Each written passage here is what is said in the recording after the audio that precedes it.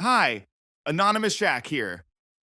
In my last video, I built the foundations of the game's quest system. And as a small extra addition, I also created this nice little quest tracker that lets the player follow a selected quest during gameplay. But honestly, most of this week was spent fighting my greatest enemy, art. I wanted to improve my test level and make the world feel more alive. So I started adding more environment tiles, water, mountains, trees, bushes. And slowly the world finally started feeling less empty. But then, I ran into a really annoying problem involving something called Y sorting. If you've never heard of it before, Y sorting is a super important feature in top-down games. In simple terms, it tells Godot which objects should render in front of others based on their Y position.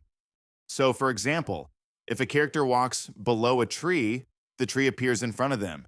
And if the character walks above the tree, the character should appear in front. At least, that's how it's supposed to work. For some reason, after adding trees to the game, Canortus kept rendering behind the trunk even when he was clearly standing in front of it. And what confused me even more was that my houses were already using the exact same system without any problems.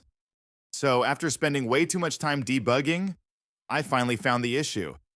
In Godot, every object using Y sorting has something called a Y sort origin. This point acts like the anchor used to compare objects on the Y axis.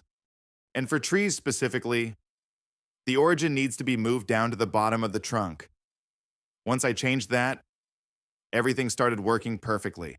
And honestly, seeing the trees finally render correctly was way more satisfying than it should have been. Thank you so much for watching, and if you find my devlogs interesting, make sure to like and subscribe, and I'll see you in the next video.